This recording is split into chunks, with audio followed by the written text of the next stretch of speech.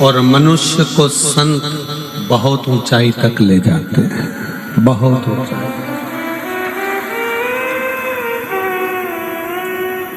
पक्षी को पंख से वो जितना जितना ऊपर उड़ सकता है वो उड़ लेता। पक्षी का पंख उसको बहुत ऊंचाइयों तक लेकर जाता है। और यदि अच्छे सच्चे संत का यदि सानिध्य मिल जाए, पहली बात तो संत के पास टिकना बड़ा मुश्किल है अगर सच्चा संत है। जितना वो भजन करता है उतना ही डांटता है, कभी कभी गुस्से में आकर गालियां भी खूब दे देता है। अगर सच्चा है तो उसके पास टिकना मुश्किल।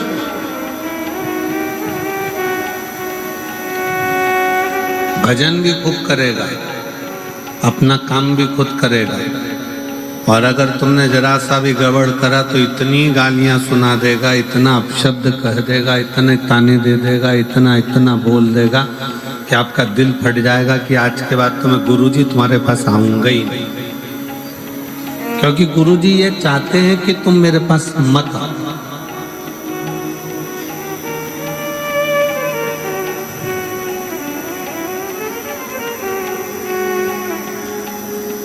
पक्षी का पंख और मनुष्य के लिए संत बहुत जरूरी है।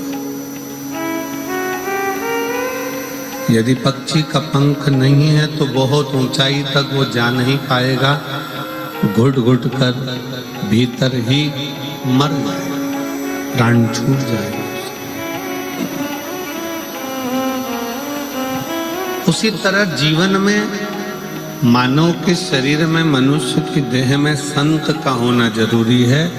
आप किसी गुरु से जुड़े हो, किसी संत से जुड़े हो, पर जुड़ना भी तो असली से। बहुत कठिन हो गया है असली संत का मिलना।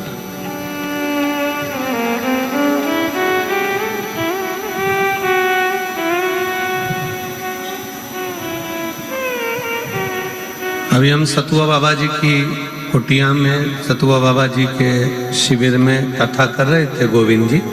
तो वहाँ एक छत्तीसगढ़ के गोयल परिवार मिलने के लिए आए, और गोयल परिवार मिलने के लिए आए और वो आते से बोले, गुरुजी हमारे हाथ में एक बड़ी सी सोने की अंगूठी थी, उसमें रतन जड़े हुए थे, और एक कोई साधु का वेश रख कर आया और उसने हमारी हाथ में से अंगूठी निकाली और मुंह में रख के और चला गया। हमने उससे कहा तो हमारी अंगूठी तो नहीं थी। क्या ऐसे भी लोग होते हैं? हमने गोयल जी से कहा, गोयल जी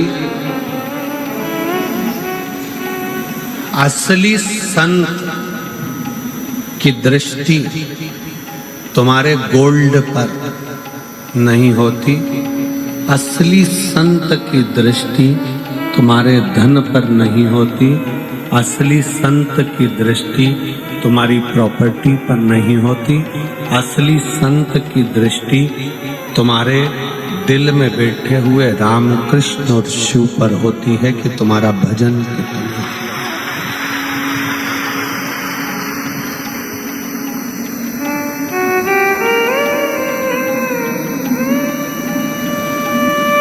असली संत का एक नियम है समय पर विश्राम करना, समय पर जागना, जागकर अपने भजन में डूबे रहना। ये दुनिया के प्रपंच में संत कभी नहीं करता। थोड़ी देर यहाँ बैठे, थोड़ी देर वहां बैठे, थोड़ी देर भाग गए, थोड़ी इधर।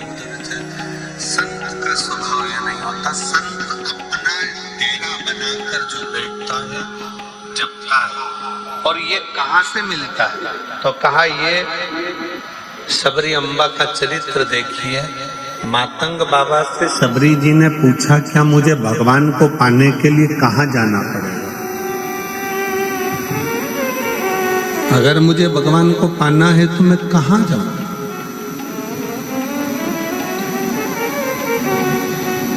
भगवान को पाने के लिए मुझे कहाँ जाना पड़ेगा? तो मातंग बाबा ने कहा, तुम्हें कहीं नहीं जाना है।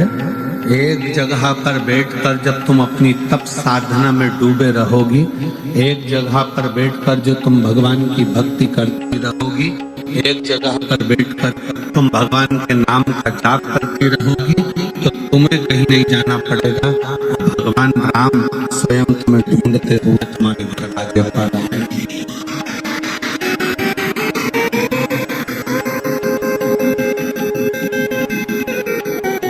असली संत अपने प्रपंच से दूर होता, छल से दूर, एकाग्रता का वास करना, निवास करना, भजन करना, कीर्तन करना, मंत्र जाप करना।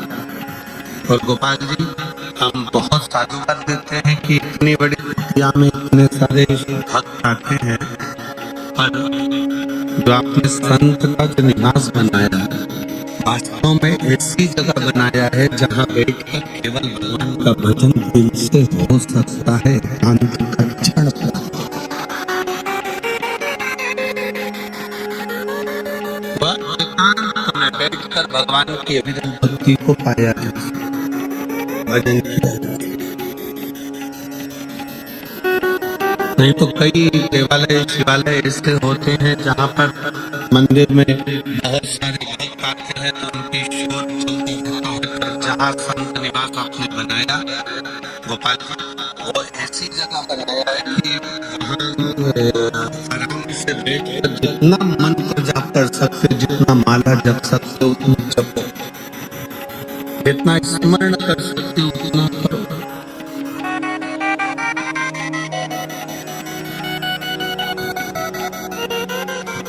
और उससे यह प्राप्त होता है कि भूमि पे से, जैसे भी माननीय गोपाल जी ने कहा, खांडा जी ने, कि ऐसी भूमि सिरसा की है जहां भूमि दान मांगने के लिए आए हुए तो भी रुक गए।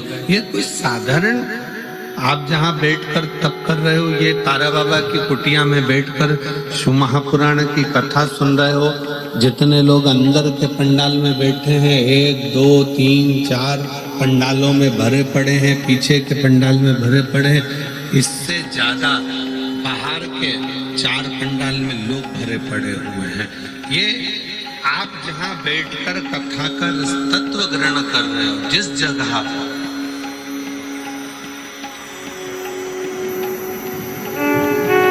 दिल से सुनो, दिल से देता है, हृदय से आपने उससे कुछ कहा, वह हृदय से स्वीकार करता। इसको केवल शिव महापुराण की कथा मत मानो, जैसे यहाँ पर कथा होती रहती है, भागवत हुई, रामायण हुई, अन्य कथाएं यहाँ चलती रहती है, वो कथा हो सकती है, पर शिव महापुराण की कथा कभी कथा नहीं। शिव महापुराण भले वो पोथी के रूप में दिखती हो, शिव महापुराण भले वो कथा के रूप में रहती हो, पर शिव महापुराण कथा नहीं है। शिव महापुराण अपने भीतर शंकर को उतारने का एक ऐसा रसायन है जो हमारे कानों के माध्यम से हमारे अंदर उतर जाता है और हमारे अंदर विश्वास जागृत होकर एक दिन भोले बाबा हमारा कार्य पूर्ण कर ही देते। ये वो तत्व है।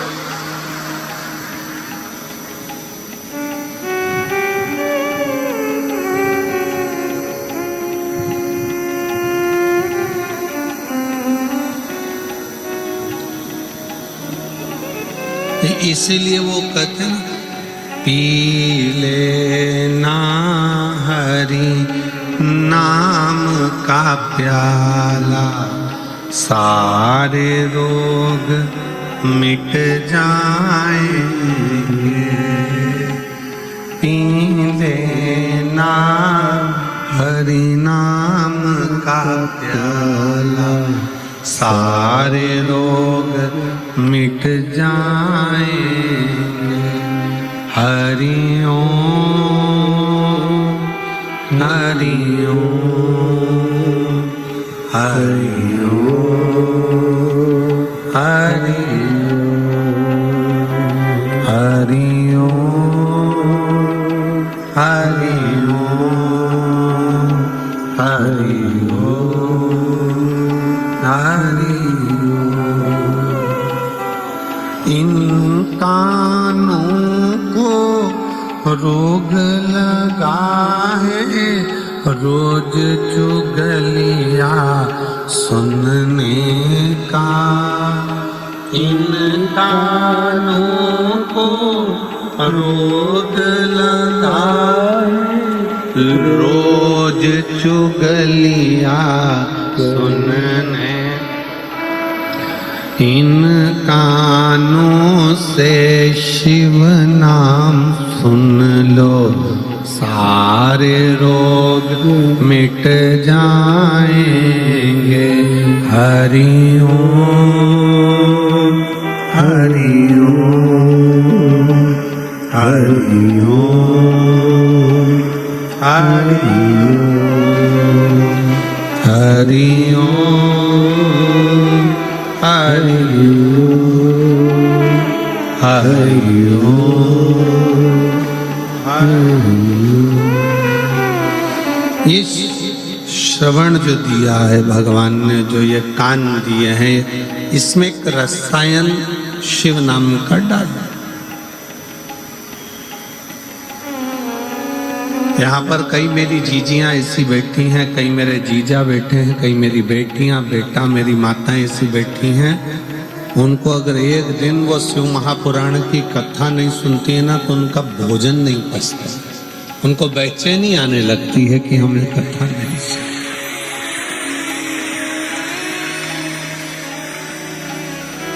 प्रतिदिन सुनती, भले 5 मिनट सुनेगी 10 मिनट सुनेगी, टीवी चालू कर कर छोड़ देगी, अपने काम में लगी रहेगी, बर्तन घिसती रहेगी, कपड़ा धोती रहेगी, रोटी बनाती रहेगी और कथा चलती। काम करते रहो, नाम जपते रहो, श्री शिवाय नमस्तुभ्यम बोलते रहो। तो वो लगी है अपनी बात।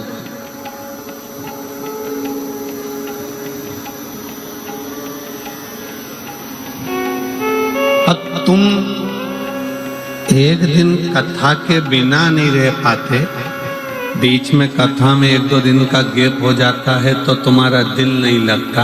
4 बार रिमोट लेकर चैनल चेंज कर कर कर देख लेती हो काय पे आ रहा है वो सीहोर वाला।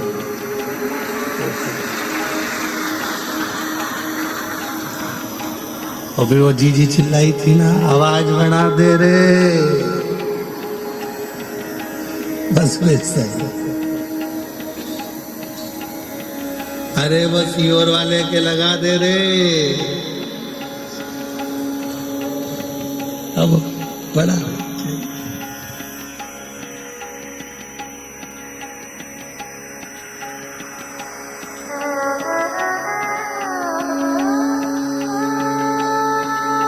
कितनी अच्छी भाषा की हरियाणा की। पिछली बार हम गोविंद जी के साथ गाड़ी में बैठ के गोविंद जी बोले कि गुरुजी बहुत सारे पंडाल भरे पड़े तो चलो हम चले। अब हम चले तो रास्ते में हमारी जीजियों ने और जीजाओं ने घेर लिया।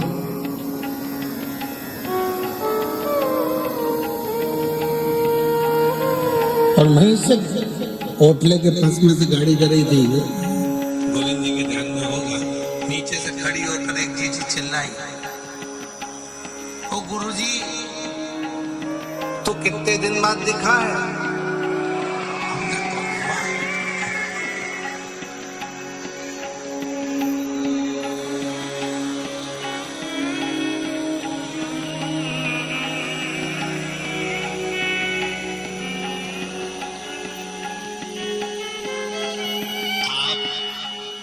दूर हो जाता है। तू एहसास हो जाता है। नजदीक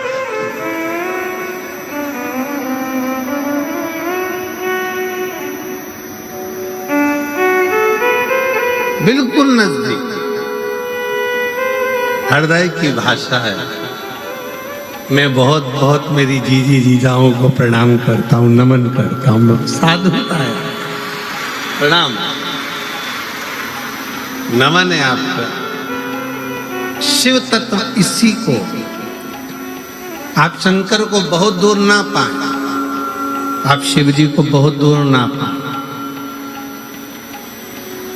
मातंग बाबा ने माँ सबरी अम्बा से कह दिया था, तुझे कहीं नहीं जाना है, तू यहीं बैठी रहे, एक ही जगह पर जपती रहे, वो आएगा। एक ही जगह पर जपती रहे, वो आएगा। और तुम्हारे लिए गोपाल जी कांडा जी ने ऐसा कर दिया, तुम्हें कहीं नहीं जाना है, सिरसा में 5 बार तो आना ही पड़ेगा।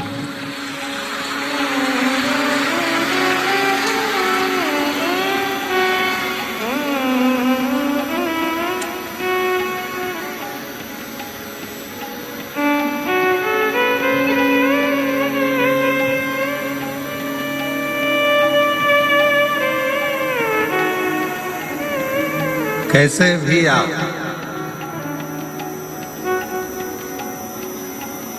शिव तत्व है, शंकर है, और जब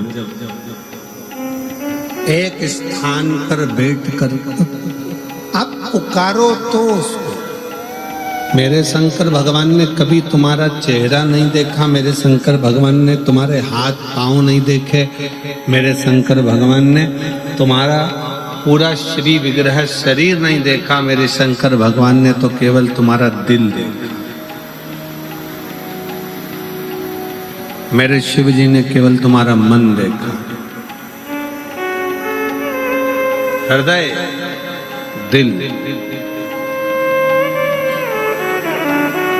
क्योंकि हो सकता है हाथ से भजन हो ना हो, पांव से चलकर तुम कहीं जा सको ना जा सको, इस मुख से तुम भजन गा सको ना गा सको, तुम्हारे श्रवण से तुम कथा सुन सको ना सुन सको, पर दिल एक ऐसा है, मन ऐसा है, उस मन से जिस दिन तुमने शिव को भज लिया, शिव तुम्हारा हो गया और तुम शंकर भगवान के हो गए। फिर बीच में कोई भेद नहीं, कुछ भी नहीं।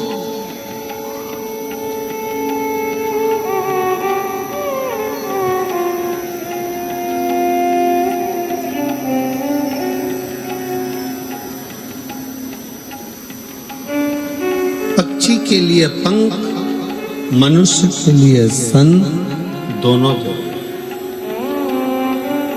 बहुत उपाय, ऊपर की ओर उड़ना है ना तुमको, बहुत ऊंचाई की ओर जाना है, किसी असली संत के पास जाओ। असली का मिलना मुश्किल। पहले तो असली, आज के जमाने में असली घी नहीं मिलता, तो असली संत ढूंढना कितना कठिन काम है। 25 बार घी को हाथ में मल मल के देखना पड़ता है।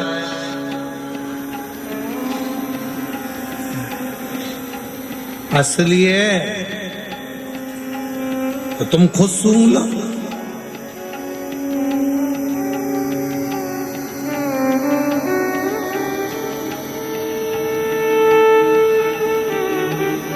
असली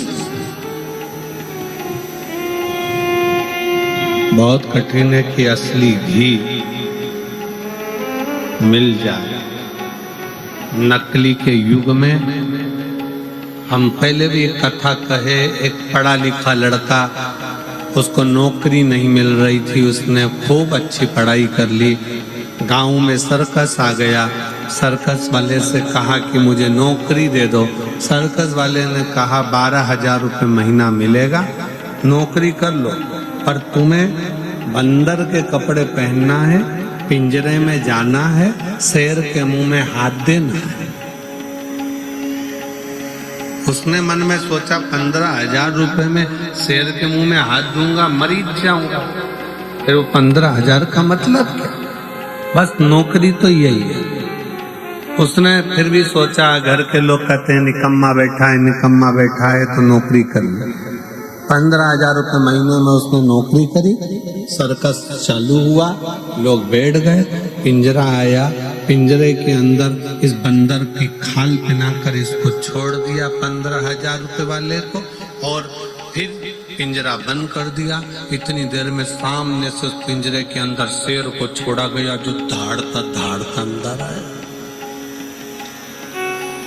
जैसे ही शेर धाड़ता धाड़ता अंदर आया, अब पिंजरे का मालिक कह रहा है, सर्कस का मालिक आगे बढ़ो, ये पीछे हट रहा है। शेर और आगे बढ़ते जा रहा है, ये और पीछे खसकता जा रहा है। शेर और आगे बढ़ा, ये और पीछे खसक गया। शेर एकदम लपक के बंदर के खाल पहने हुए उस व्यक्ति के पास गया, और उसके पास जाते से ही बोला, घबरा मती, 15,000 में तू बंदर बना है, 18,000 में मैं शेर बनाऊं, क्यों घबराता? या बंदर भी नकली और शेर भी नकली। इस नकली के युग में असली को पाना कठिन है जी। असली घी नहीं मिलता तो असली संत कहां से मिलेगा, बहुत ढूंढना पड़ेगा। और जब असली संत हमारे पास में रहता है तो हम उसको पहचान नहीं पाते। अरे इतना गाली देगा, इतना अपशब्द कहता है, ऐसा बोलता है, वैसा बोलता है, कैसा रहता है, इसके पास तो कुछ भी नहीं है, झोपड़े में रहता है। आज के जमाने में लोग असली संत उसी को समझते हैं जिसके पास में VIP सोफा लगा हो, बहुत सुंदर ठाठ हो, कालीन बिछा हो, खूब राशि ठाठ हो, खूब लैपटॉप पर काम चल रहा हो, 4-6-8 कर्मचारी पीछे से पंखा झेल रहे हो, थोड़े बहुत चबड़ हिला रहे हो, थोड़े बहुत डंडा फंडा पकड़ कर चल रहा हूँ, 1-2 छतर पत्थर पकड़ के चल रहा हूँ। आज के जमाने में लोग समझते हैं असली बस यही है, पर देखा जाए तो असली तो किसी कंदरा में बैठकर राम नाम, कृष्ण नाम, शिव नाम जप रहा होता है, जिसके जीवन में छल प्रपंचता नहीं। एकांत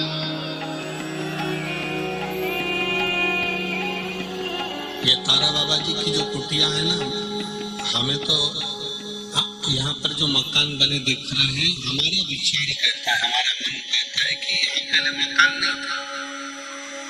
हमारा मन लोग कहता है कि पहले यहाँ हो सकता है कि गांव का बाहर का स्थान होगा, जंगल होगा, खेत खलियान होंगे, खाली स्थान होगा। क्यों गोपाल जी, गोविंद जी, ठीक है, एकांत स्थान, क्योंकि वो दिखावे से दूर है। उसकी अपनी छोटी सी झोपड़ी, एक मकान छोटा सा, जिसमें बैठकर आराम से जो आ गया कुछ खाकर चले जाओ, पानी पी लो, राम नाम, कृष्ण नाम, शिव नाम जपते रहो और अपना भजन करो।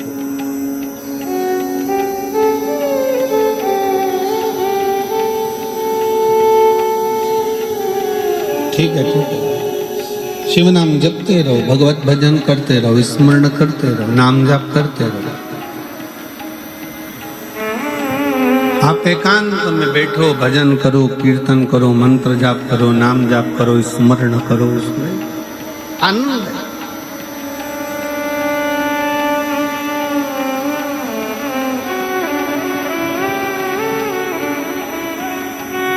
आज के जमाने में हमने उसी को मान लिया कि जो बहुत ज्यादा दिखावा करे, बहुत सारा छल करे, बहुत सारा दिखावे में डूबा रहे, हम सोचते हैं ये ओरिजिनल है, ये असली है। पर नहीं, असली संत वो होता है जो भगवान की भक्ति में खुद भी डूबा रहे, और आप जब उसके पास में जाओ तो वो आपको कहीं देवालय, शिवालय, मंदिर, भगवान की भजन में डुबा दे और कह दे कि शिव के भरोसे रहो, राम के भरोसे रहो, कृष्ण के भरोसे रहो, संसार के भरोसे मत रहना। संसार के भरोसे रहोगे तो एक दिन धोखा खा जाओगे, और भोलेनाथ के भरोसे रहोगे तो धोखा मिलेगा।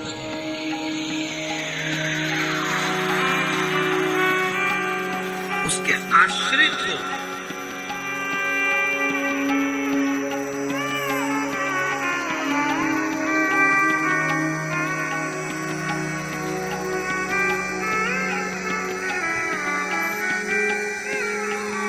कितनी माताएं कल अपने अपने बच्चों को लेकर आई थी, ढेर लगा हुआ था, देखकर हमें इतनी खुशी हुई कि मेरे भोले बाबा ने इनकी गोदी में कम से कम लाल तो दे दिया।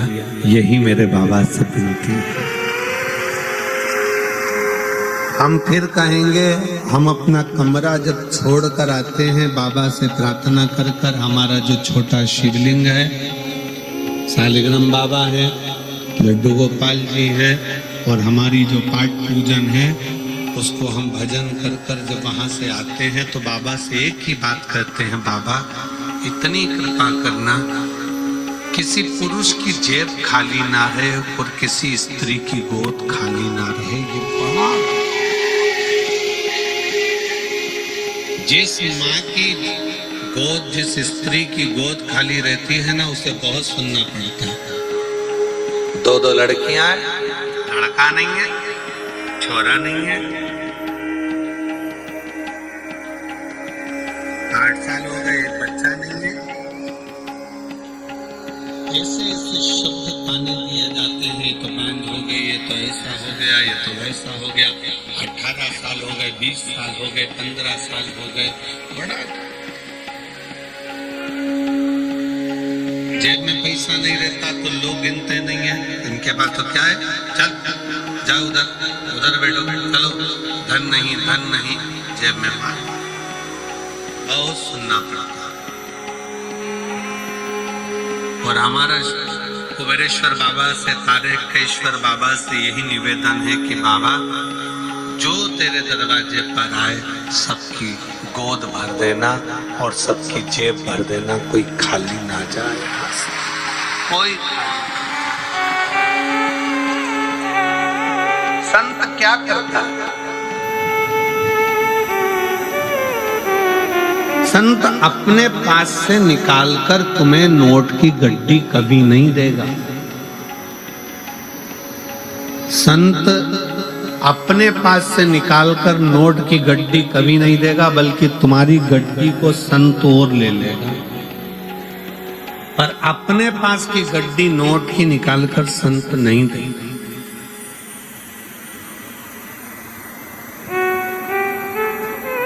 तुम्हारी गड्डी को ले लेगा। क्यों लेगा? कि तुम दोगे तो वो कहीं भूखे को भोजन कराने में, प्यासे को पानी पिलाने में, कोई आया उसके पास में तो उसको कुछ मुख मीठा कराने में, तुम्हारे धन का सदुपयोग कराकर तेरे घर में भी मिठाइयां बढ़ती रहे, इस भाव से वो तुम्हारे धन का प्रयोग कर लेता। असली संत तुमको नोट की गड्डी भी नहीं देगा, असली संत तुमको आशीर्वाद भी नहीं देगा। कभी भी असली संत ये नहीं बोलेगा कि मैं तुझे आशीर्वाद देता हूँ तेरे साथ ये हो जाए, मैं तुझे वचन देता हूँ तेरे साथ, ना। असली संत तो केवल अपने भजन में लगा रहता है और देखता रहता है। ये बहुत चतुर है, सेवा करना, काम करना, ये इधर झाड़ू लगा रहा है, पोछा लगा रहा है, ये बिस्कुट बांट रहा है, ये टॉफी बांट रहा है, ये पानी पिला रहा है। असली संत केवल देखता रहता है और उसके भजन की जब दृष्टि एक साधारण से व्यक्ति पर पड़ती है तो उसको देने की जरूरत नहीं पड़ती, उसका कल्याण असली संत स्वयं कर देता।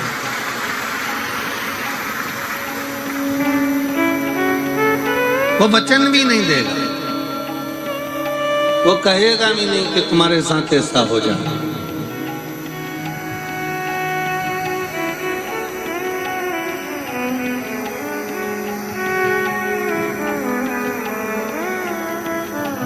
अरे देख लिया संसार हमने, देख लिया सब मतलब के यार हमने, देख लिया झूठे नाते, झूठे रिश्ते, झूठे नाते,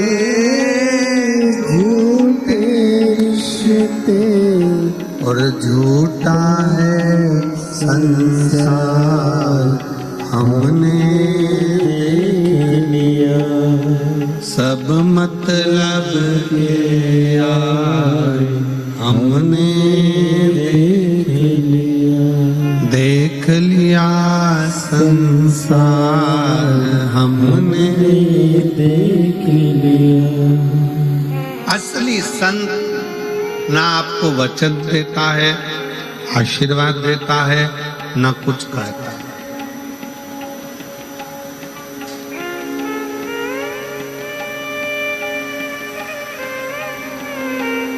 वो तो मौन है। पक्षी का पंख उड़ता है, ऊपर ले जाता है।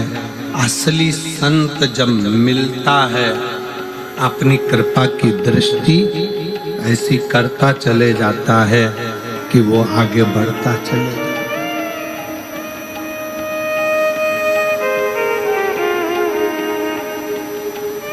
कृपा की दृष्टि, उसको तुम्हारे वैभव से मतलब नहीं है, उसको तुम्हारे धन से मतलब नहीं, उसको तुम्हारी दौलत से मतलब नहीं है।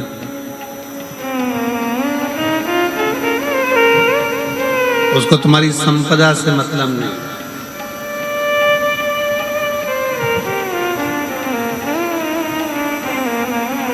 और होगा संत कभी तुम्हारे पास में आकर ये भी नहीं कहेगा कि साहब मुझे इस चीज की जरूरत है और तुम पहुंचाओ, नहीं कहेगा। वो एक ही बात कहेगा कि तुम अगर किसी भूखे को भोजन करा रहे हो, प्यासे को पानी पिला रहे हो, किसी का मुख शिव महापुराण में अगर झूठा करा रहे हो, तो उसका फल देवाधिदेव महादेव ऐसा देगा कि तुम अगली बार खुद भंडारे चलाओगे। ये शिव की कृपा तुम्हारे ऊपर हो जाए।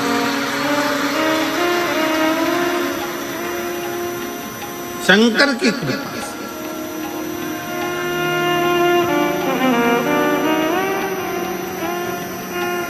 एक माँ बैठी है जिसके बच्चे को ब्लड कैंसर हो गया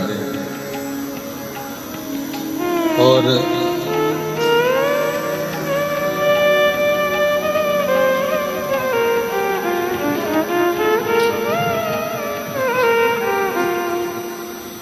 मैं सोनिया पति संजीव कुमार लाडवा, कुरुक्षेत्र, मोबाइल नंबर ये है। कहीं बैठी हूँ तो हाथ हिला सकती हैं। मैं सोनिया पति संजीव कुमार लाडवा, कुरुक्षेत्र, मेरा मोबाइल नंबर ये है। आप ही हैं? बच्चा आया है साथ में, हाथ हिलाओ बेटा। एलईडी पर दिख रहा है? हाँ, वापिस हाथ हिलाओ बेटा। हाँ ठीक है, आ जाइए, आ जाओ।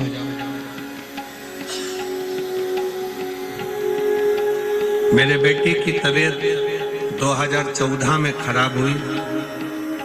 डॉक्टरों के पास टेस्ट कराने पर पता चला 2014 में कि उसको ब्लड कैंसर हो गया।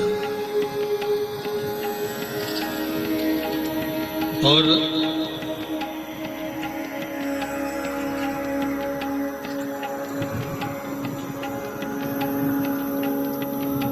2014 में मेरे बेटे की तबीयत खराब हुई।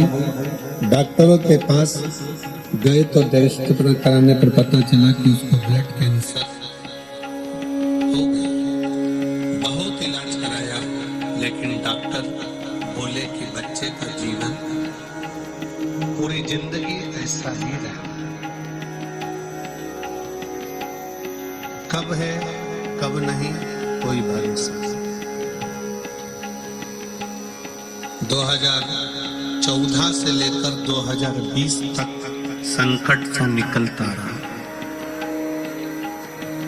21 में कथा सुनना प्रारंभ करी तो मन में लगा कि अब मेरा बेटा बच सकता है। 21 में कथा सुनकर मालूम पड़ा तो ऐसा लगता है कि अब मेरा बेटा बच सकता है। 2022 से हमने बेटे को बेलपत्र देना, शिवजी पे चढ़ा हुआ जल और बेलपत्र खिलाना प्रारंभ करा। हम लोग रुद्राक्ष महोत्सव में पहुंच गए। दुनिया के लोगों को लगता होगा कि रुद्राक्ष महोत्सव केवल एक उत्सव है। हम फिर निवेदन करेंगे 25 फरवरी से 3 मार्च तक जो सीहोर के आसपास के हैं या आने वाले भक्त हैं, एक बार रुद्राक्ष महोत्सव के उस पावन प्रांगण में बैठकर 1 दिन 2 दिन 5 दिन 7 दिन और कंकर शंकर पूजन जरूर करो। ये जीवन की सार्थक।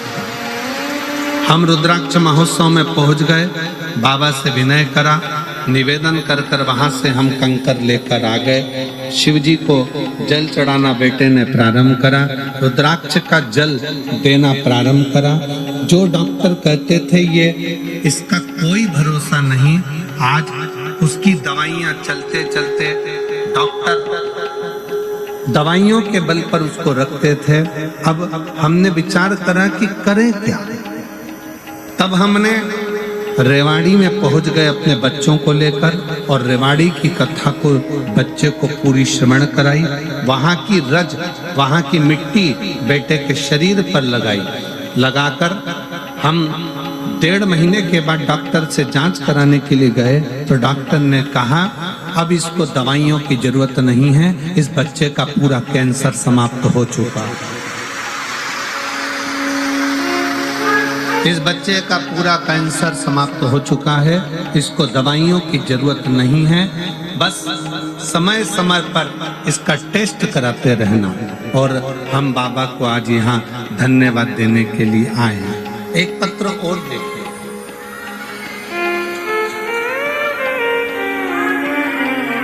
इस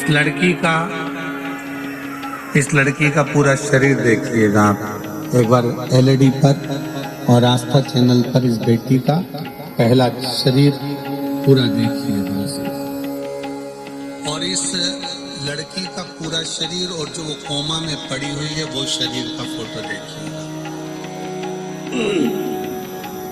पत्र का स्मरण करेंगे। मेरा नाम चौहान जनक है, मेरा मोबाइल नंबर ये है। कहीं बैठी हैं जनक जी? जनक चौहान, चौहान जनक कहीं बैठी हो तो हाथ हिलाइए। कहीं बैठी हो एलईडी पर दिखाओ। बच्ची आई है साथ में क्या? बच्ची आई है? आई है तो उसका फोटो दिखाओ। अच्छा उसके पीछे है, ठीक है, इसको लेकर आओ, ले आइए। मेरा नाम चौहान जनक है, मेरा मोबाइल नंबर ये है। मेरा गांव करमन, जिला सुरेंद्र नगर, गुजरात की रहने वाली हूँ। मैं सुरेंद्र नगर गुजरात से यहाँ पर आई हूँ। मेरे पति आर्मी में नौकरी करते हैं। हम लोग भटिंडा पंजाब में हैं। हम सरकारी क्वार्टर में रहते हैं क्योंकि मेरे पति आर्मी में हैं और मेरे बेटी की उम्र 9 साल है, काव्या की, जिसको एक सीजर बीमारी हो गई, जिस बीमारी के चलते हुए उसका पूरा शरीर बेकार होता चला गया। डॉक्टर जितनी दवाई देते थे उससे उसका शरीर और बेकार होता चले जाता था। कोमा में पहुंच गई। डॉक्टरों ने इसकी जवाबदारी खत्म कर दी। हम लोग घबरा गए। उसी हॉस्पिटल की एक नर्स ने कहा कि तुम चिंता मत करो, सीहोर वाला महाराज कथा कहता है शिव पुराण की, 1 लोटा जल चलाने का कहता है, जल्दी से जाकर 1 लोटा जल चढ़ाओ, उसका पानी लाकर इसको जरूर दो। हम बेटी को पानी देने लगे। कोमा में पड़ी हुई बेटी पानी कैसे पीती, शरीर पर लगा देते गुरुजी। तब बेटी के शरीर में थोड़ी सी हलचल हुई, वो कोमा से बाहर हुई, उसका शरीर काम करना प्रारंभ करा। अब हम करें तो करें। डॉक्टर ने कहा कि इसके शरीर पर ऐसा ही निशान और रहेंगे, ये शरीर इसका पूरा जल चुका है, शरीर की स्थिति यही है, इसको आप घर ले जाओ। हम बेटी को घर लेकर आ गए। बेटी का शरीर देखकर बड़ा दुख होता था। तब आपकी कथा भटिंडा में होने वाली थी। हमने सोच लिया कि भोले बाबा कृपा करने के लिए सीहोर से यहाँ आ गए, हमारी लड़की को हम कैसे लेकर जाते। भटिंडा की कथा में उसको कथा सुनने के लिए बिठाया। वहाँ की मिट्टी उसके हृदय से उसके शरीर पर लगाना प्रारंभ करी और 11 दिन के बाद मेरी बेटी का पूरा शरीर वैसा की वैसा ही हो गया जो पहले था, जिसका मैं फोटो लगा रही हूँ। बेटी का दूसरा फोटो जिसको लगाया गया है। अजय शिव शिव है।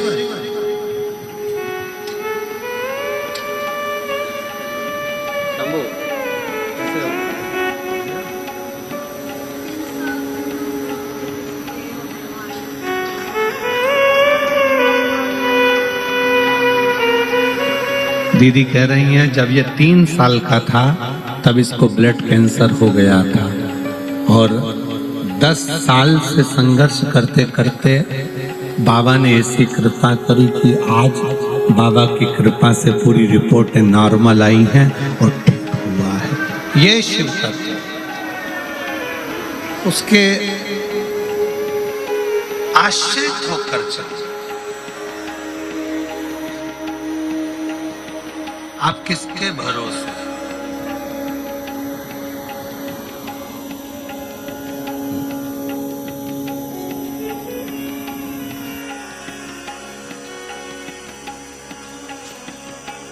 हम तो बाबा के भरोसे चलते हैं। हम तो बाबा के भरोसे चलते हैं। ये दुनिया वाले जलते हैं। ये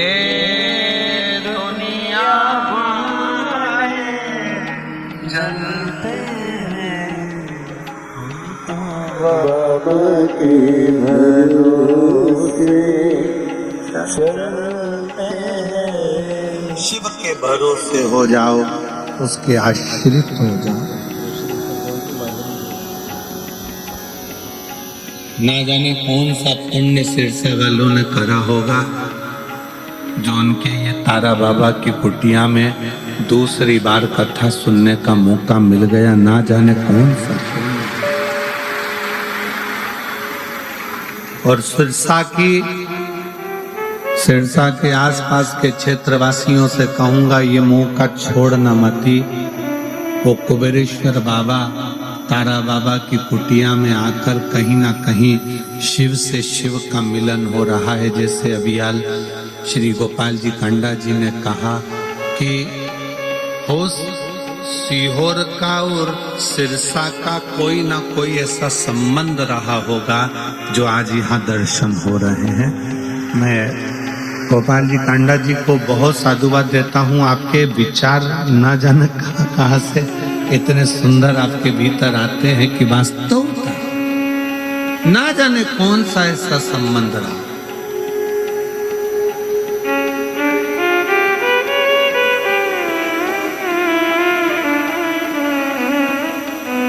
ऐसा कौन सा संबंध रहा?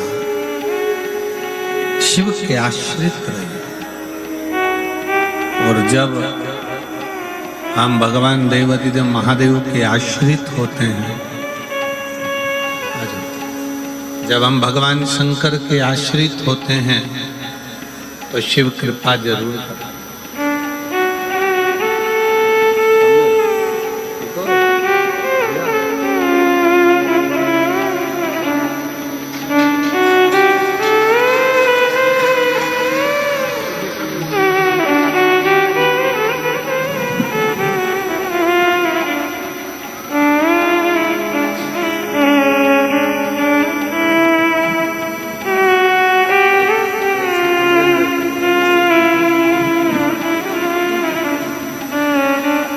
यही वो बेटी है। एक बार जोरदार ताली बजाओ और साधुता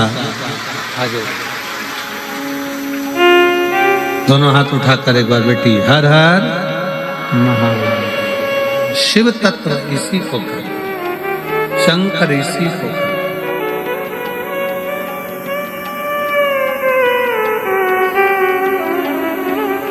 जब सब दूर से हार जाओ तब एक बार शिव के दरवाजे जरूर जाओ।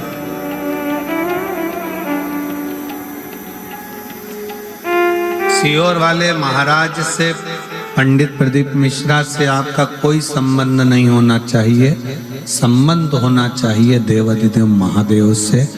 वो संबंध तुम्हारा जो चलेगा वो जीवन भर चलेगा।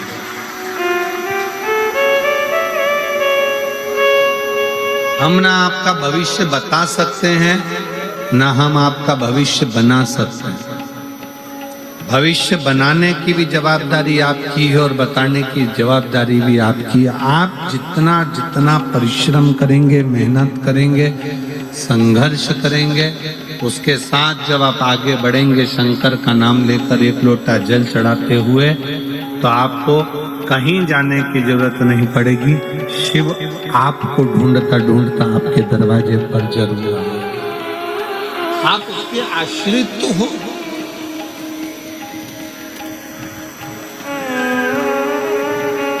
हम उसके आश्रित ही नहीं हो रहे।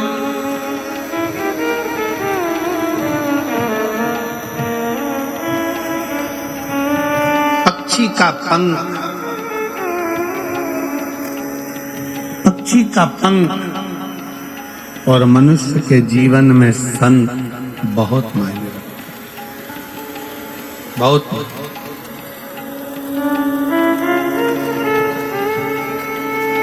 पक्षी के पंख ना हो तो वो पक्षी किसी कार्य का नहीं है, वो तकलीफ भोगता रहता, कष्ट भोगता रहता, भोगता।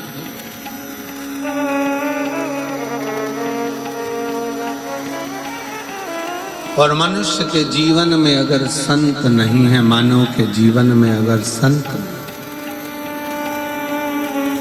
मानव अगर संत से विमुख है तो वो भी कष्ट भोगता है,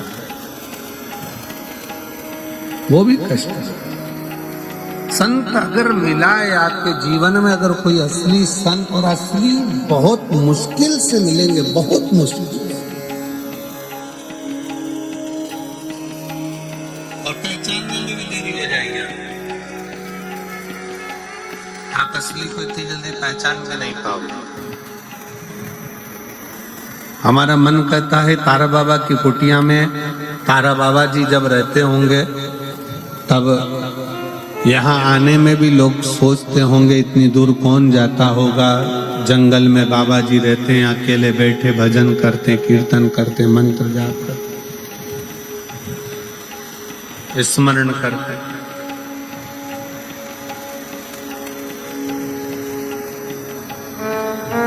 कौन आता होगा इस वीराने जंगल में, इस वीरान जगह में कौन आता?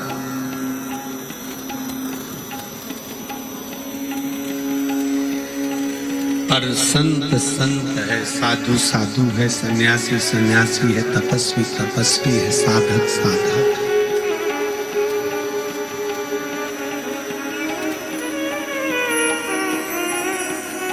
आप जब दिल से पुकारोगे, जब दिल से उसको वंदन करोगे, निवेदन करोगे, आप जब किसी असली संत की शरणागति में जाकर बैठोगे, तो जो अंदर का आपका वाइब्रेशन है, जो आपके भीतर की ऊर्जा है, वो उस ऊर्जा को संगम करेगी, मिलेगी।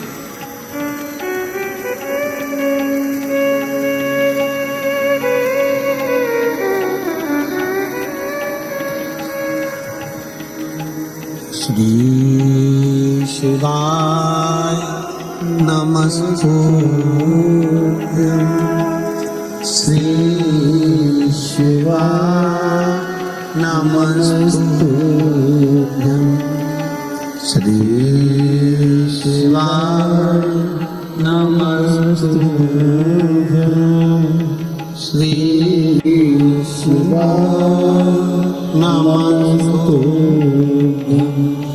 श्री शिवाय नमस्तुभ्यं, श्री शिवाय नमस्तुभ्यं। असली संत की शरणागति थोड़ी सी ग्रहण करिए, आडंबर से दूर हटकर वो आपको बहुत ऊंचाई तक लेकर जाए, बहुत ऊंचाई।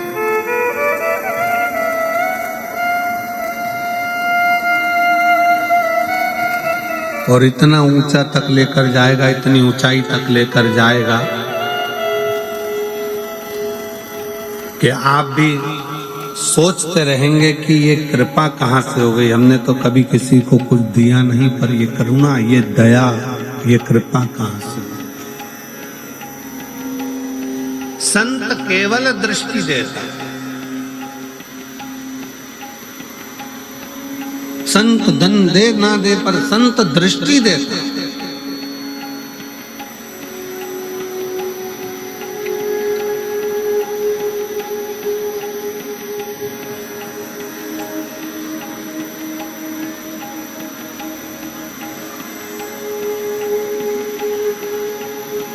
लोग हमसे कहते हैं गुरुजी आप हमारे घर आना।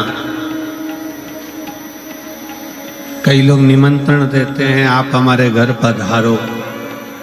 हम नहीं जाते, ये गोविंद जी भी जानते हैं।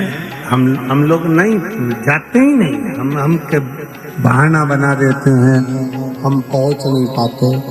हम कहीं ना कहीं कह देते हैं आएंगे, कल आएंगे, परसों आएंगे, नरसों आएंगे, नरसों आएंगे।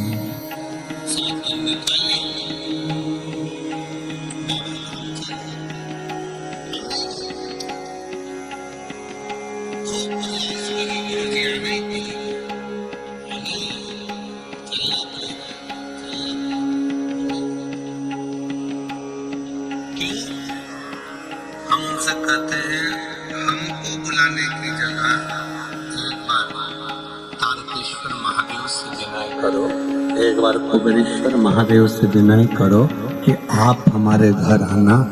वो आएगा तो फिर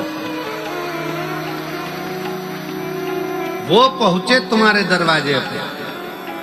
तारा बाबा की कुटिया में जब दर्शन करने के लिए जाओ, तारा बाबा की उस पवित्र समाधि स्थल पर जब पहुंचो और उसकी साक्षी में जब रहो, तारकेश्वर महादेव का जब दर्शन करो, कुबेरेश्वर महादेव का जब दर्शन करो, किसी देवालय में, शिवालय में जब शंकर भगवान का दर्शन करो, तो वहां के नंदी को आप दिल से कहो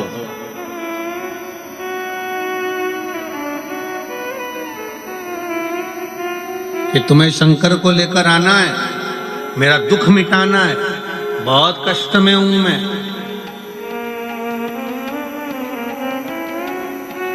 और जैसे वो जीजी चिल्ला कर बोली थी ना, अरे आवाज बढ़ा दे रे, बस शंकर भगवान के नंदी से भी तुम्हें इसी तरह से कहना है। तो कद लेकर आएगा रे, कब लाएगा? वो एक लाइन है ना, कहीं देर ना हो जाए,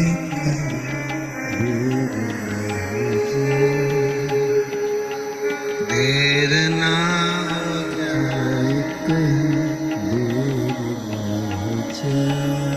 मेरा विश्वास न टूट जाए, मेरा भरोसा न छूट जाए।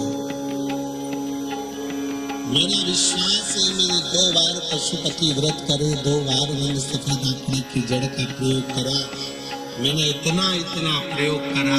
अब घर के लोग भी ताना देते हैं कि तेरे जीवन में कुछ नहीं हो सकता, तो कितना ही लोटा भर के जल चढ़ा ले। तब तुम ये बात अपने दिल की कोई प्रार्थना भगवान से करो तो पड़ी पढ़ाई मत करो, अपने दिल की प्रार्थना भगवान से कहो, ए नंदी रे तू कब लेकर आएगा रे? अब तो लोग ताना देने लगे रे, बहुत दुखी हूं, कब लाएगा शंकर भगवान को लेकर? अब की शिवरात्रि तू मेरे घर आना, मैं बहुत आदर करूंगी तेरा, तू आ।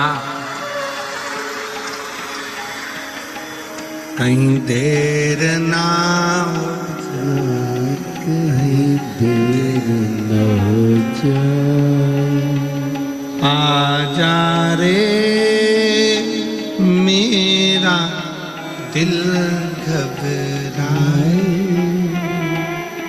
भोले देर ना हो जाए, कहीं देर ना हो जाए, हमारा विश्वास न टूट जाए। आपको मालूम है सबरी अम्बा के दरवाजे पर राम जी कब गए थे? कब गए? सबरी के घर में आए हुए बेर जब सूखने लगे, सबरी के दरवाजे पर आए हुए बेर जब सूखने लगे,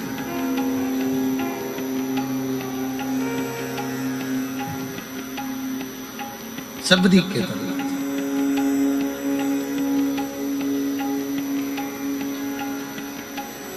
इंतजार कर रही है। सबरी अम्बा ने एक बेर को उठाकर देखा तो वो सूख रहा था, उसमें सल पड़ रहे थे। सबरी अम्बा उस सल से अपने शरीर को मिला रही थी कि मेरे भी शरीर पर सल पड़ते जा रहे हैं। मैं राम जी की बाट जोते जोते इंतजार करते करते थक गई। राम कब आओ?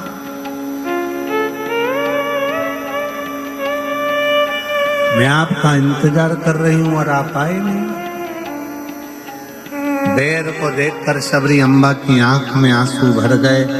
एक दिन हो सकता है कि ये बेर सूखने के बाद बेकार हो जाएंगे और मेरा भी जीवन ऐसे ही कट जाएगा और राम नहीं आएंगे। कभी तुम अपने जैसा, कई लोग भगवान के मंदिर में जाकर जो पाठ होते हैं, जो स्तुतियां होती हैं, वही स्तुति करते रहते हैं, पाठ पढ़ते रहेंगे, स्तुतियां करते रहेंगे। हम कभी नहीं बोलते कि तुम ये वाली स्तुति करो कि पाठ पढ़ो, तुम अपने मन की स्तुति करो। तुम अपने मन की स्तुति करो ना। एक भेड़ चराने वाला भेड़ चराता था, सारी बकरियों को, भेड़ों को इकट्ठा कर लेता, शाम के समय बैठकर भेड़ों का जुआ निकालता रहता, भेड़ के बाल में से कीड़े निकालता और जू निकालते निकालते बोलता, ओ राम जी, ये भेड़ बकरी जंगल में रहती है, इनको जू पड़ गई, मैंने सारी निकाल दी। राम जी, तुम्हें भी जंगल में रहते रहते 14 साल में बहुत सारी जू पड़ गई होगी, एक बार मेरे पास आओ, सब निकाल दूंगा। अरे राम जी, आप मेरे पास आओ, मैं सारी जू निकाल दूंगा तुम्हारी। एक संत निकल कर जा रहे थे, संत को गुस्सा आ गया, क्यों रे, राम जी को जू पड़ती है क्या? संत ने कहा, आज के बाद मत बोल देना। उसने बोलना बंद कर दिया। राम जी चुप बैठे थे। सीता जी ने पूछा, आपके चेहरे की हंसी चली गई है ना, क्या बात है, आप मुस्कुरा नहीं रहे हो? राम जी कहते हैं, एक मेरा भगत भेड़ बकरी चराता था, शाम को बकरियों को इकट्ठा कर कर उनके बाल में से जू निकालता था और कहता था, राम जी, वन में रहते रहते तुमको जू पड़ गई होगी, मैं तुम्हारी जू निकाल दूंगा, एक बार आ जाओ। मैं उसकी बात को सुनकर बड़ा मुस्कुराता था। एक संत ने उसको मना कर दिया कि ऐसे नहीं बोलते, तो उसने बोलना बंद कर दिया।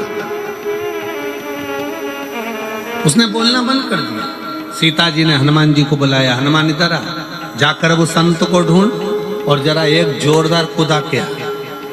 हनुमान जी ने गदा पकड़कर जो दिया धम्म से, संत पड़े चित्ते। संत ने पूछा, कौन? हनुमान जी बोले, तेरा बाप। प्रभु, आपने मुझे मारा क्यों? हनुमान जी बोले, पहले जा और वो बकरी चराने वाला, भेड़ चराने वाले से कहे, जैसी वो स्तुति करता था वैसी स्तुति करे। अरे प्रभु, वो बोलता था, राम जी के सिर में जू पड़ गई होगी, जैसे मैंने बकरी की जू निकाली, राम जी तुम्हारी निकाल दूंगा, तेरा क्या जा रहा है, जा बोल क्या। और जैसे ही वो गया, भैया तेरे हाथ जोड़ता हूँ, पाँव पड़ता हूँ, तू जैसी स्तुति करता था वैसी स्तुति कर, और आज एक और बार में तेरे पाँव पड़ रहा हूँ। उसने पूछा, क्यों?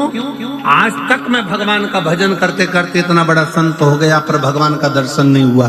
तेरे जू निकालने के चक्कर में हनुमान जी की गदा का दर्शन तो हो गया, बस यही मेरे लिए।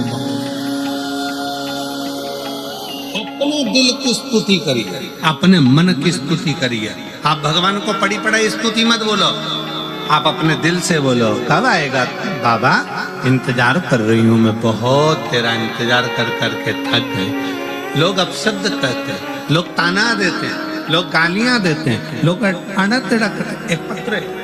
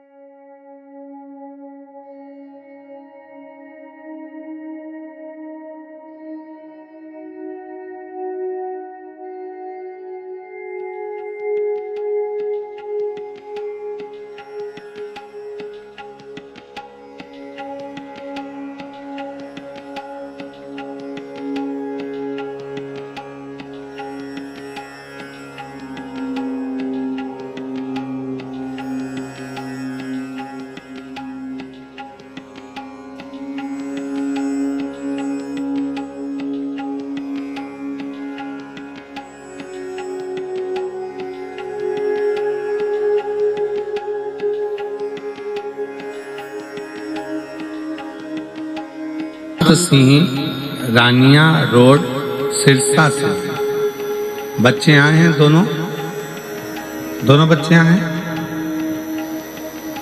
बच्चे हाथ हिलाओ, आ जाओ, दोनों आ जाओ, आप भी आ जाओ।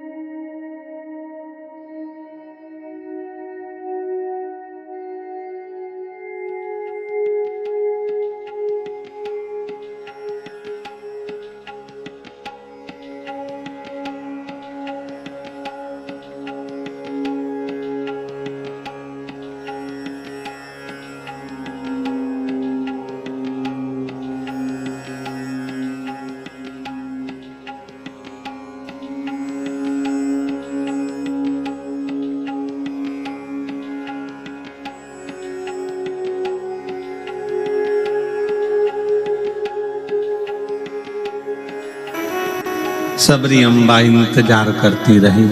कब आ?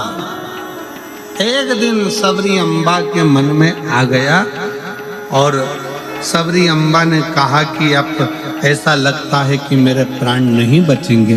मातंग बाबा वहां से निकलकर सबरी अम्बा के वहां से जो मातंग ऋषि थे उन्होंने कह दिया था तू इंतजार करना, इंतजार करना। एक दिन एक ऋषि निकल कर जा रहे थे, कोई गुरुवर, एक गुरुजी निकल कर जा रहे थे। उन्होंने कहा सबरी अम्मा क्या बात है? सबरी जी कहती हैं हम इंतजार कर कर कर थक गए, हमारे भगवान राम हमारे से मिलने के लिए नहीं आए, हम बहुत इंतजार करे, अब तो मेरे बेर भी सूख रहे हैं। क्यों चिंता करती है? इस बेर को वापिस हरा कर ले, वापिस भरा हुआ कर ले, कोई सुख न नहीं। कभी भी अपने मन में ग्लानि मत लाओ कि परमात्मा आएगा नहीं। अगर तुमने सोच लिया कि भगवान को पुकारा है और तुमने सोच लिया कि भगवान आएगा तो ये निश्चित है एक दिन तुम्हारा दुख मिटाने के लिए शिव जरूर आएगा। तुमने सोच लिया उस दिन शंकर भगवान तुम्हारा दुख मिटाने के लिए, शिव तुम्हारा तकलीफ मिटाने के लिए, शिव तुम्हारे कष्ट को मिटाने के लिए जरूर आए।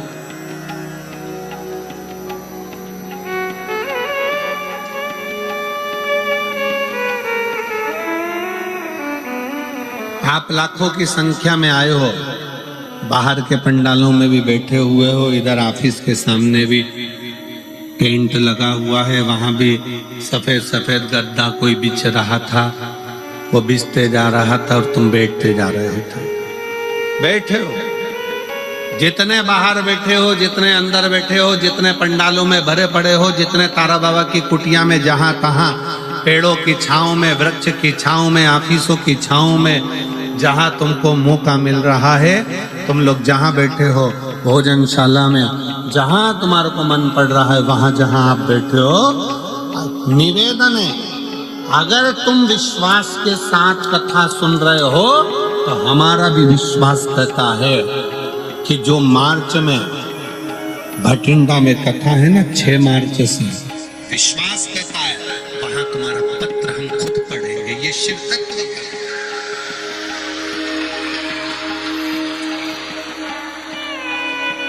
ये कथा आज 17 फरवरी से चालू हुई है 23 फरवरी तक, और जो कथा भटिंडा में चालू होगी वो 6 मार्च से चालू होगी 1 बजे से 4 बजे तक। वैष्णो देवी मंदिर रोड 1 बजे से 4 बजे। हमारा विश्वास कहता है तुम्हारा पत्र, अगर तुमने दिल से कथा सुनी और दिल से उससे प्रार्थना करी है तो पत्र वहां जरूर पढ़ा जाए। वहां तुम्हारा बाबा इतनी कृपा करेगा कि तुमको वहां बुलाकर तुम खुद पत्र लिख कर दोगे कि मेरे बाबा ने मुझे सिरसा की कथा में ये दे दिया और बाबा ने ऐसी करुणा करी। ये तुम्हारे पत्र की विश्वास, भरोसा, दृढ़ता पूर्ण पूर्ण।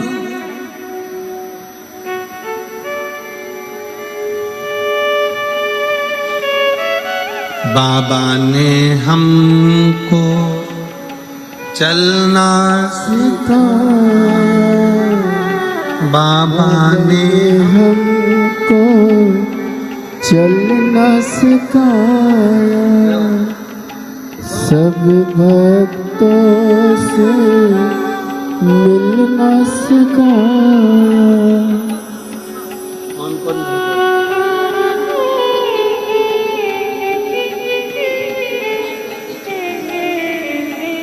ये दोनों बच्चे हैं जो बोल नहीं पाते थे और बहुत सालों के बाद बोले हैं। एक बार जोरदार ताली बजाकर स्वागत वंदन अभिनंदन स्वागत।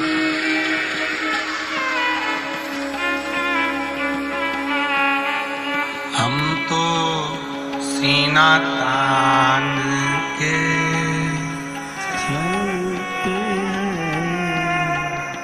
एक समर्पण तुम्हारे जीवन का हो।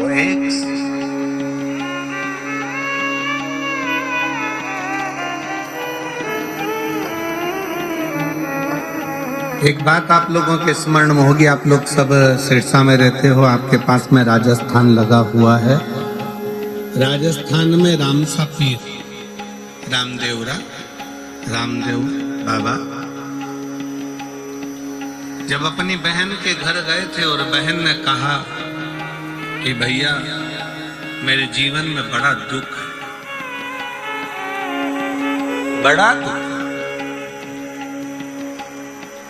तब रामसा पीर ने कहा था बहन तू जिसको भजती है ना वो तेरा दुख मिटाने की सामर्थ्यता रखता है। तू जिसको भजती है वो तेरे दुख को मिटाने की सामर्थ्यता रखता है।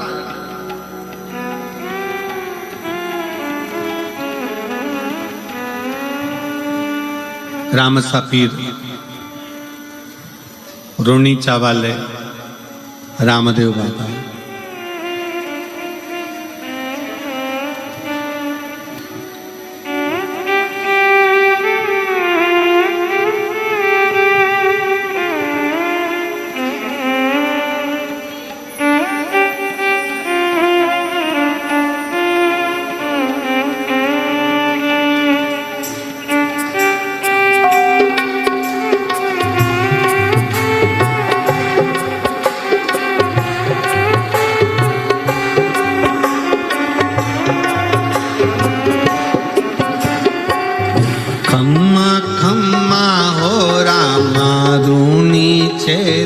धनिया खम्मा खम्मा मारे रूणी जे धनिया खम्मा खम्मा हो रामा रूणी चेरा धनिया खम्मा खम्मा हो तारा रूणी तेरा धनिया पाने तो द्यावे आखो मारवाड़ हो आखो गुजरात हो अजमाल जीरा धनिया खम्मा खम्मा हो रामा रूणी तेरा धनिया खम्मा खम्मा हो रामा ऋणी तेरा धनी। दोनों हाथों से ताली से बजाते हुए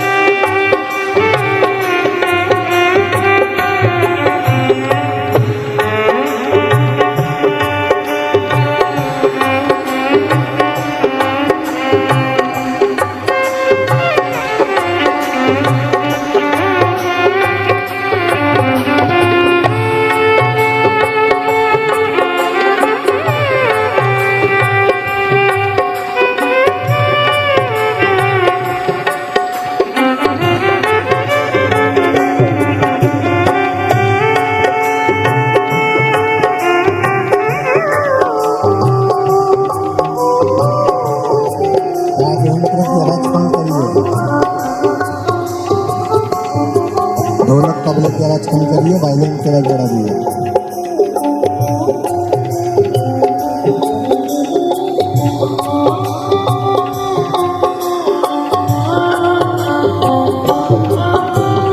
पहली पहली पाती थाने सुगना बाई भेजी रे। पहली पहली पाती थाने सुगना बाई भेजी रे। ओ पहली पहली पाती थाने सुगना बाई भेजी रे। पहली पहली पाती थाने सुगना बाई भेजी रे। ऊपन तो दूध पायो धनिया, ओ ऊपन तो दूध पायो धनिया। आज माल धीरा धनिया, खम्मा खम्मा ओ मार ऋणी तेरा धनिया। खम्मा खम्मा ए मार ऋणी तेरा धनिया।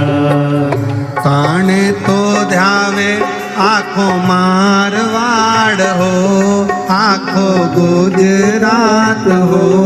अजमाल जीरा धनिया, खम्मा खम्मा ओ मार ऋणी तेरा धनिया। खम्मा खम्मा ओ मार ऋणी तेरा धनिया।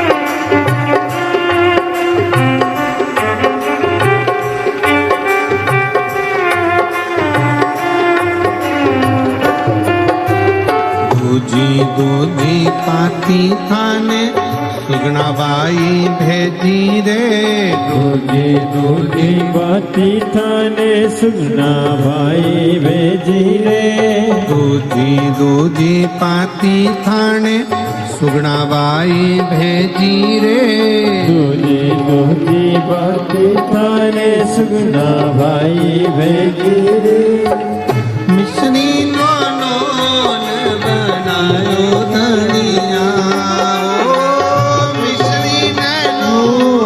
लगाई धनिया अजमाल जीरा धनिया खम्मा खम्मा हो राम रूणी तेरा धनिया खम्मा खम्मा हो राम रूणी तेरा धनिया खाने तो ध्यावे आखो मारवाड़ हो आखो गुजरात हो आज माल जीरा धनिया खम्मा खम्मा ओ मारे रूणी तेरा धनिया खम्मा खम्मा हो राम रूणी तेरा धनिया खम्मा खम्मा ओ मारे रूणी तेरा धनिया खम्मा खम्मा ओ मारे रूणी तेरा धनिया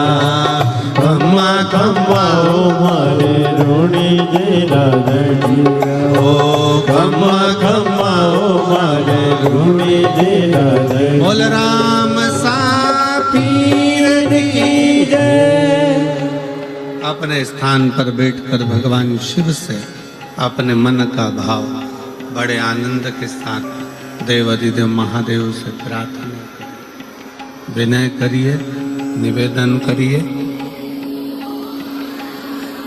जितने लोग बाहर बैठे हैं वो भी बैठकर बाबा से हृदय से प्रार्थना करें, निवेदन करें,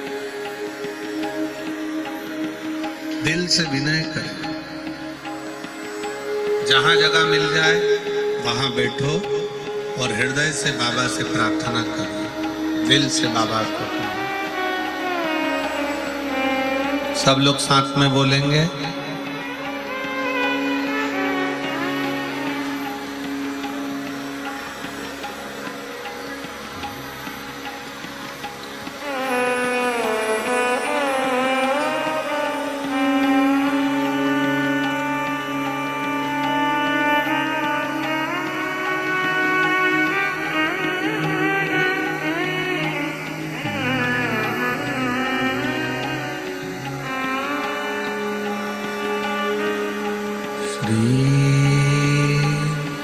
शिवाय नमस्तुभ्यं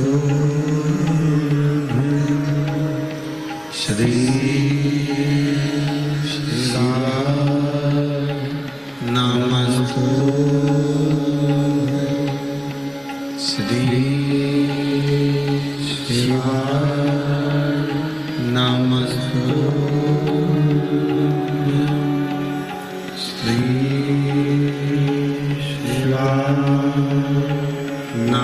नमस्तुभ्यं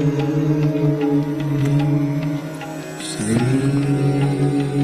शिवाय नमस्तुभ्यं भोला सब दुख काटो ओ भोला सब दुख काटो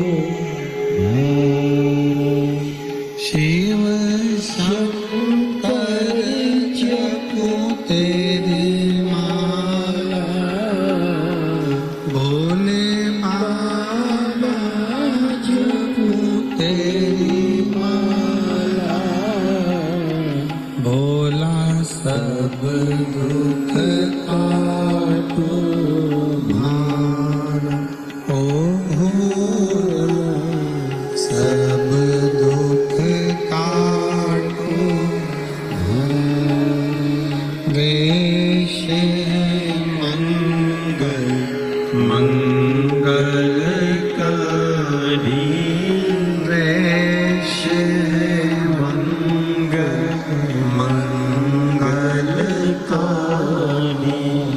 शमशान वासी हमारा, शमशान वासी हमारा, ओ भोला सब दुख काटो, ओ भोला सब दुख काटो।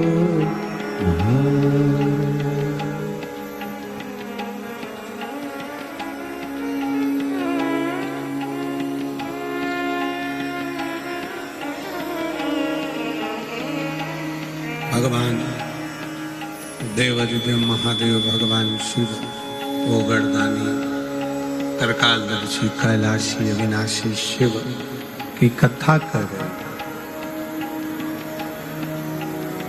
शबरी अम्बा को एक बेर के माध्यम से जब हृदय से दुखी देखा, एक साधु ने, सन्यासी ने, तपस्वी ने कहा, क्यों चिंता करता? थोड़ा भक्ति का जल बेर के अंदर जाएगा तो यह बेर भी फूल जाएगा। उसी तरह जब आप भगवान को पुकारोगे तो भगवान जरूर आए।